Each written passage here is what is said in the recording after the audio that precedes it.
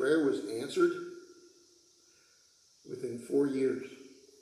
Within 4 years, 4 brand new English translations popped up in England.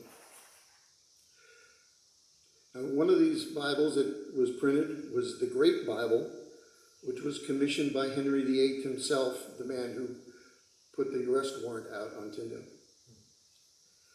And as for the ultimate in irony, and it's kind of like, nah,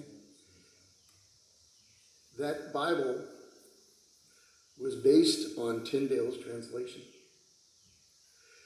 All 4 of those Bibles, the translations, were based on the work that Tyndale had done. And then what they did was, other people who were there to work on that, they just added to it. And here's some examples. I think this is interesting. The Coverdale Bible. Now, the Coverdale Bible was translated by Miles Coverdale. And Miles Coverdale is another one of these guys that he needs a movie, okay? Miles Coverdale had his fingers on every major English translation of the Bible, except maybe the King James. He was a priest in the Church of England, and when they changed from being Anglican to Catholic, he had to leave, so he escaped, and he goes to the continent. On the continent, he meets Martin Luther. So he becomes a student of Martin Luther in Germany. Oh yeah, he's also a student of William Tyndale and an associate. He was helping Tyndale make his New Testament and his Old Testament. So Coverdale finished Tyndale's Bible. Tyndale had only completed the New Testament and a handful of books in the Old before he was killed. So Coverdale finished the whole thing. That's why they call it the Coverdale Bible. One of the other Bibles that popped up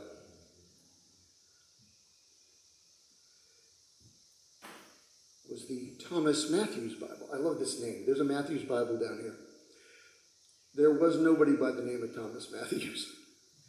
They made that name up because you couldn't put your name on the Bible because they'd kill you if you translated it into English. So they made up a name, and that was the Bible that they sold to Henry VIII. Was the Thomas Matthews Bible. Thomas Matthews Bible was edited, really put together by a guy named John Rogers. And John Rogers was a direct associate of William Tyndale. They were friends. And what did he use for his Bible? He used Tyndale's Bible, and he used Coverdale's Bible, and re-edited them to be a little different. And that became the basis of the Bishop's Bible and the Great Bible. It's interesting how Tyndale's got his fingers in the pie even though he's not around. Yeah, all these guys, they all knew each other. A lot of these guys, they all knew each other. They all they all went to college together probably. Some they were professors and students. I just found that fascinating that all these people showed up at the same time, in the same general place. They all knew each other. Like Miles Coverdale. Miles Coverdale's on the continent. He's hanging out with Martin Luther. Martin Luther teaches him how to translate Hebrew. So then Miles, he moves to Geneva. Guess what his next project is? The Geneva Bible. He was working alongside Calvin, putting together the Geneva Bible. So it is fascinating how all these guys, they all knew each other, and they all worked together.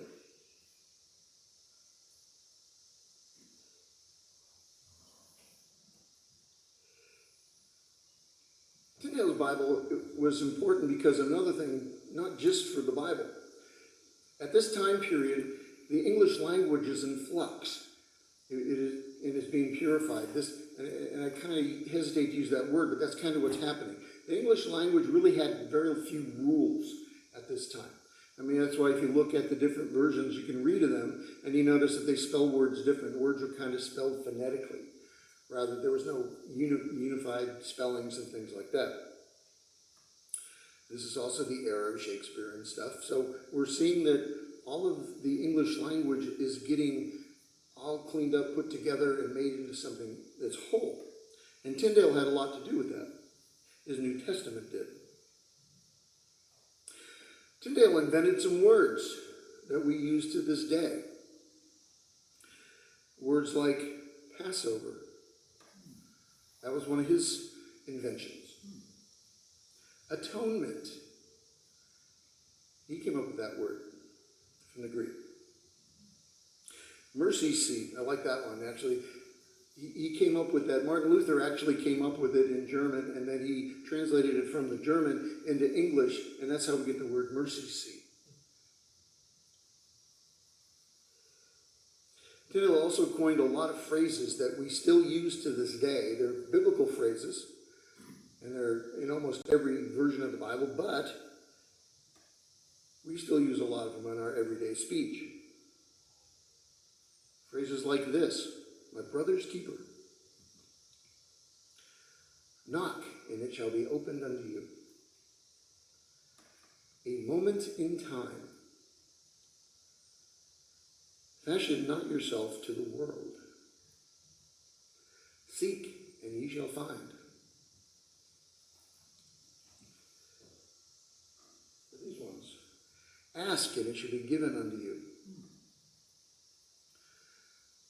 And the internet's favorite verse, judge not, that ye be not judged. The powers that be. That's still in use, vernacularly. The salt of the earth. That's in popular songs. There's a Rolling Stones song with that line in it. The signs of the times. We hear that a lot. I saw that yesterday on the internet. Yes? Where did the salt of the earth literally come from? Greek? Yeah, he was translating this stuff from the Greek. But he was also comparing it with some of the other scholars, what they came up with, so that it would come up with the most, to him, the most clear idea of what that was going to be.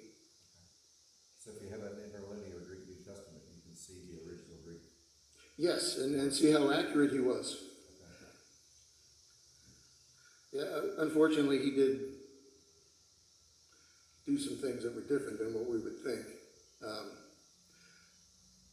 One of the problem with these guys, remember, they're just getting this Greek and all this stuff coming from the Middle East. They did not have always as accurate or complete things that we would have today, or even 20 years later from his time. So, yeah, and also they translated for their people. There's things that we wouldn't say today. There are phrases that they used, and we wouldn't say that. Anybody ever been to an Episcopal or Anglican wedding? One of the phrases they say is, "And I plight thee my troth." People, what the heck does that mean? Well, it really does mean something. I pledge you basically my everything, but we don't talk like that anymore. So those phrases are lost to us. But some things that he did was not without controversy. That's what I like about Tyndale. He didn't care. He wanted what it said. He didn't want to be correct by whatever the ecclesiastical authorities were. He wanted what did it really say? What's the truth? So Tyndale's translation contains certain words and ideas that the Catholic Church did not approve of at all. See, some of his word choices directly challenged their authority. Now, what he would probably tell you, and this is what some scholars would say, what he was doing was choosing the reading that was found in the Greek text over the readings that were found in the accepted Latin text. And in some cases, you have to. Like I said, the Vulgate kind of got messed with. And there's actually one word that changes everything in the Bible. That's the difference between the Greek and the Latin. And that word is repentance. In the Greek and in our modern, actually anything after 1400 Bibles, they'll put in the word repentance. In the Latin, it says penance. And that changes the meaning completely. And that's how people in Rome were coming up with doctrine saying, oh, you have to do penance. Why did Martin Luther start the Reformation? Because people were selling this penance idea that you could buy your way out of your purgatory. That's kind of where that came from. And that was Erasmus' idea, by the way. He was the one that went ballistic when he found out that word difference. Okay. So here we have Tyndale choosing a reading found in the Greek text over readings found in Latin. But another thing happened is some of these expressed his ideas, what he thought church should be based on reading the Bible. He believed that the local congregation had supremacy over any ecclesiastical authority. And that's, we go, yeah, so, that's kind of what people think in a lot of cases. If you're a Baptist or Assemblies of God or something, it's like, yeah. But if you're from one of those high ecclesiastical churches like the Catholic Church, no, they weren't going to go for that. The local congregation did what they were told, basically. That's oversimplification, but that's kind of what it was. So Tyndale came up with these word combinations, and they didn't sit too well with some people. Like using the word overseer instead of bishop. An overseer and a bishop are two different things. Elder instead of priest. Love rather than charity. Yeah, actually charity means something different. I was kind of surprised when I first found that out, that there was such a, why does some Bible say charity? And some say love. Well, because charity is a little bit different. And this is a big one, the use of the word congregation rather than church. Now, these ideas of Tyndale's was actually incorporated into the Geneva Bible. And that's why King James did not like the Geneva Bible, because he did not like the idea of a congregation over church, or local laity over the idea of a bishop. No bishop, no churches, or no bishop, no king, he said. He wanted his hierarchy. And so that's it. These words, how they looked at them were important.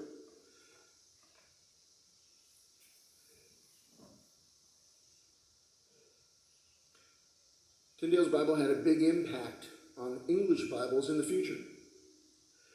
Tyndale's translation impacts every English Bible, even to today, which I think is insane. The Great Bible, which was printed by Henry VIII, the Bishop's Bible, which was printed by his successor, Elizabeth I, the Roman Catholic Douay-Rheims Bible, and the King James Bible all kept phrases and expressions that were invented by Tyndale.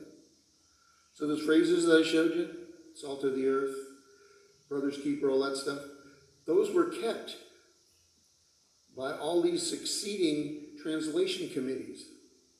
Because they were good. They were good translations. They were good phrases. And you're in good company when your enemies steal your stuff. The Reims Douay version was the Roman Catholic attempt to print an English Bible to stop these reformers from printing English Bibles. There was a complete analysis of the King James Bible in 1998.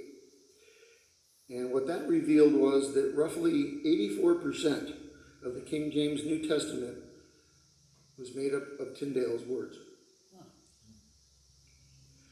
And they weren't the only ones. The Bishop's Bible, the Great Bible. Now I understand, I got to say this too. I know that for some people, that's fighting words, because, they believe in the supremacy of the King James. And it's not meant to be a slur on the King James. Remember in the preface of the translators, in the original King James, they said they're going to make a good translation better. So they took what the best things that were out there to put their translation together. So this is not an attack on the King James. This means that the translators realized that Tyndale's work was high quality. Many modern versions have drawn inspiration from Tyndale also. These include the Revised Standard Version, the New American Standard Version, and the English Standard Version, which theoretically are all updates and revisions of the original King James. So yeah, they keep these same phrases. Even the Living Bible has saved phrases out of Tyndale because they are so popular. They've been in popular usage in English for centuries.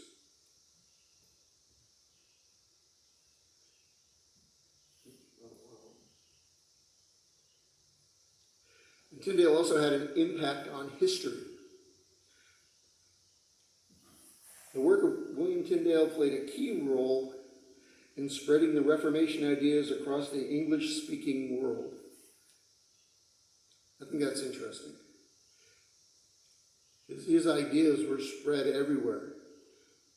You know, that's the thing. It was no Tyndale, no Tyndale New Testament, no Coverdale, no Bishop's Bible, no Great Bible, no Geneva Bible. Where did all those end up at? Right here, United States.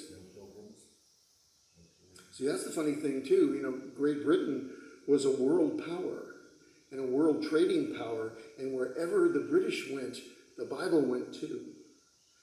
So that spread these basically Protestant Reformation, British Protestant Reformation ideas all around the world. And Tyndale kind of started that because he made the Bible that they could use. In 2002, the BBC did a poll asking for who is the 100 greatest Britons that ever lived. William Tyndale came in 26th. So it's funny, even in secular England, they recognize what he did as being great in history. So Tyndale's legacy is a Bible that indeed can be understood by the proverbial boy at the plow and by anyone else that speaks the English language.